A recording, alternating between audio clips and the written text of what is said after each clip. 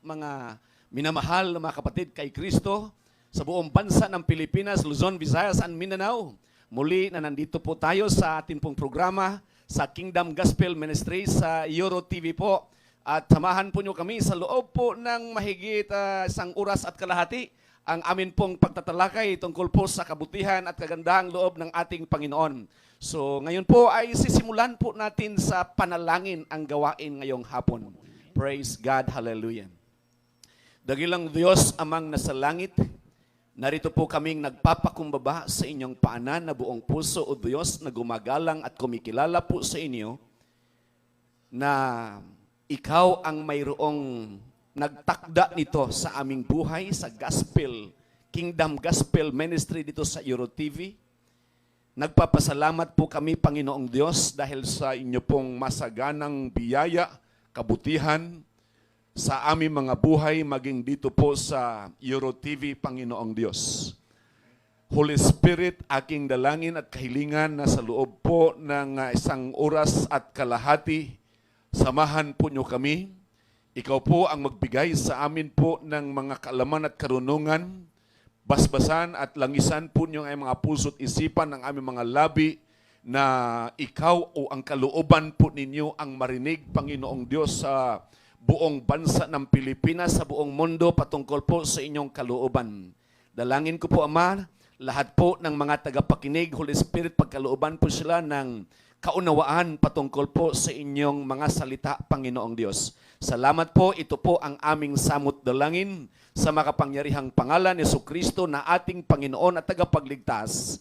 Amen at Amen. Praise God. Alright, isang mapagpalang araw po sa inyong lahat. Siyempre po, ngayon po ay araw ng August 12, 2021, Luzon, Visayas, Mindanao. At siyempre po sa iba't ibang panig ng mundo na nakatutok. Lagi po, tuwing Thursday, sa programang Kingdom Gospel, makakasama niyo po kami. Sabi nga niya, isang oras kalahati na po niyo po kami makakasama ngayong hapon. At siyempre po, magbabati muna po ang ating po mga kasamang mga pastor. Pastor!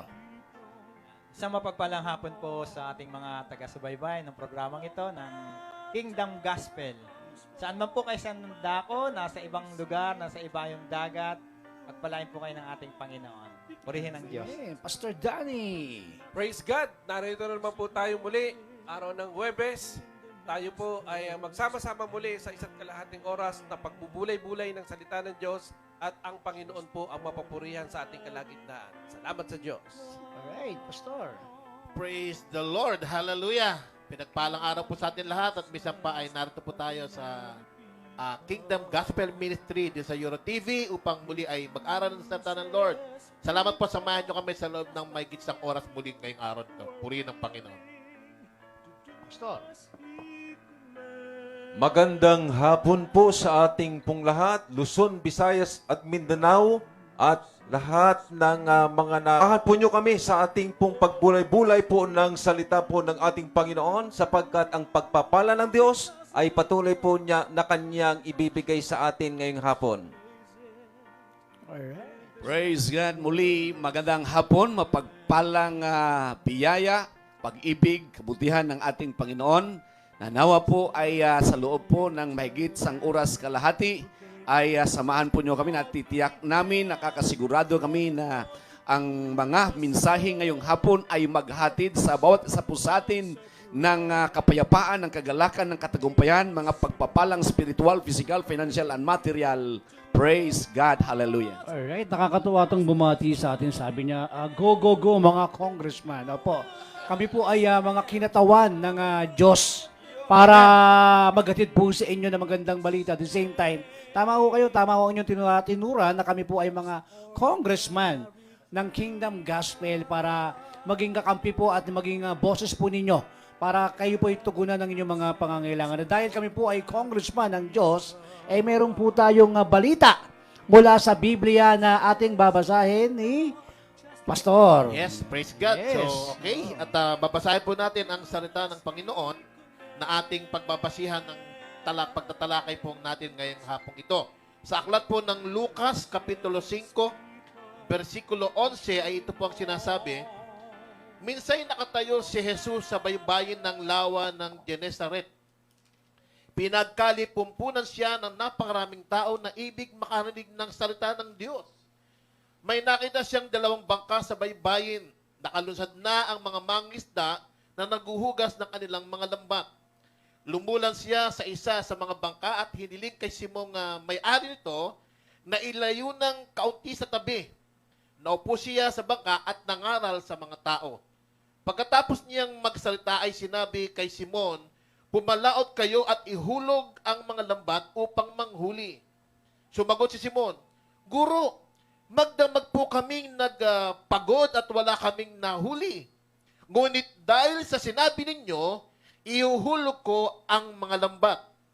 Gayon nga ang ginawa nila at sa dami ng kanilang huli, ay halos magkansisira ang kanilang mga lambat. Kaya't kinaway nila ang kanilang mga kasamahang nasa ibang bangka upang patulong at lumapit naman ang mga ito.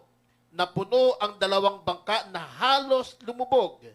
Nang makita iyon ni Simon Pedro, siya'y nagpatira pa sa paanan ni Jesus at nagsabi, "Lumayo po kayo sa akin, Panginoon, sapagat ako'y makasalanan." Nang gilala siya at ang kanyang mga kasama dahil sa dami ng kanilang huli. Gayon din sina Santiago at Juan, mga anak ni Zebedeo na mga kasosyo ni Simon. At sinabi ni Jesus kay Simon, "Huwag kang matakot. Mula ngayon mamamalakaya ka ng mga tao." Nang maitabi na nila ang kanilang mga bangka, iniwan nila ang lahat ng ito at sumunod kay Jesus. Pagpalain ng Amen. natin.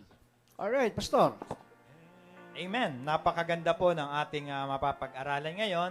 At kita naman po natin, narinig po natin ang bahaging ito na kung papaano ang Panginoon ay tumawag ng kanyang mga alagad mula doon sa mga mangingisda. No? At ang maganda rito ay dahil narinig nila ang tawag ng Panginoon, meron silang pagsunod. Meron sila kaagad pagtugon doon sa mga paanyaya ng ating Panginoon na dumating yung pagkakataon na hindi sila na naging mamalakaya ng isda, kundi ng mga tao na sumusunod sa ating Panginoon. No? At mamaya matunghayan pa natin yung iba pang mga napakagandang kahulugan at mga mensahe patungkol po dito sa ating mga pag-aaralan ngayong hapong ito. Praise God! Doon po sa binasa ng ating kamanggagawa na si Pastor Joey, si Reverend Joey, meron pong bahagi doon na sinabi na napakaraming tao ang sabik sa salita ng Diyos. Naghihintay sila mangaral ang Panginoon. Nung panahon po na yun, walang pandemic doon. Wala silang mga problemang iniisip. Kundi talagang gusto nilang makarinig ng salita ng Diyos. Palagay ko sa panahon po natin ngayon, mas lalong kailangan ng napakaraming tao na makarinig ng salita ng Diyos. At ito po ang ginagawa ng Kingdom Gospel every Thursday dito po sa ating pong programa sa Euro TV. Purihin po ang ating Panginoon. Praise God! Napakaganda pong ating pong patuloy pong talakayin po itong pong ating pong mga talata na ating pong binasa ngayong hapong ito. Alam po ninyo mga kababayan at mga kapatid na siyang viewers ngayong hapong ito, ang Panginoon po ay talaga pong nangaral po siya sa tagpong ito ng kanyang salita at marami pong mga tao ang siyang sabik na makinig po ng salita ng Diyos. Bakit po sabik po sila na makinig ng salita ng Diyos? Sapagkat naniniwala po sila na mayroon pong himala, mayroon pong pagpapala na kanilang maranasan sa kanilang mabuhay. Kaya po mga kapatid ay samahan po nyo kami ngayong hapong ito at mapansin po natin sa talatang 3, ito pong sinasabi ng banal na kasulatan na inutusan po ng Panginoon Jesucristo si Simon Pedro na ilayo konti yung pong bangka upang magpahayag po ng salita ng Diyos ang ating Panginoon Jesucristo. At sumunod naman po mga kapatid itong si Simon Pedro. At makita po natin na ito pong pag-utos po ng Panginoon, ito po isang testing po kay Pedro kung siya po ay susunod po mga kapatid. At sumunod nga po mga minamahal, at mapansin din po natin na kung saan ay sumunod po na nung makita ng Panginoon yung pong panampalataya ni Pedro, sa ating Panginoon ay sabi ng Panginoon ay kanilang ihulog yung kanilang lambat doon sa gitna ng dagat, mga kapatid. At sumunod naman po si Pedro sa ating Panginoon at sila po ay pinagpala. Mamaya po, mga kapatid, ay sunod-sunod na ating pong talakayin sa pamagitan po ng ating mga kasama itong mga talatang ito. At ang biyaya at milagro ng ating Panginoon ay makita po natin dito sa talatang ito. Alright. Praise God. Hallelujah. Nag-aapoy, nag-aalab ngayon ang atin pong mga pagbabahagi ng salita po ng ating Panginoon. Mga minamahal, ito pong mga mangingisda na kasama po ni ng ating Panuso Kristo, hindi po sila yung parang kahapon lang natuto o baguhang mangingisda. Sila po ay mga veterano na pong mga mangingisda. Pero, dumating sa buhay nila yung magdamag silang nangisda, Sir Danny. Pero po yung mga veterano, yung mga doctorate of fishing na po Yes, kumbaga, sila. araw-araw nilang ginagawa ang Yun pangingisda. na yung trabaho nila. Kasi doon po kasi sa Galilea, mga kapatid, malapit lang kasi yung kanilang, yung village nila roon sa dagat. Sa dagat. Kaya, kung bagason, yun na talaga yung buhay nila. Pang araw-araw na ginagawa. Yun na yung buhay nila. Ngayon, magtataka ka, magdamag po silang nangisda, pero wala po silang nahuli. Kahit isa. Parang sinusubok. Matindi Oo, parang matindi yung sinubok, pangyayari oo. yun. Matindi kasi magdamag sila, pero nang dumating ang ating Panginoong Sukristo doon sa baybay ng lawa ng Genesaret, Opo. hindi rin po sila umuwi. Kundi kung paanong ang ating Panginoong Sukristo nagtuturo, nangangaral, nagbabahagi ng kabutihan ng Diyos, Yes. ng salita ng ating Panginoong Diyos, nandoon din po sila nakikinig.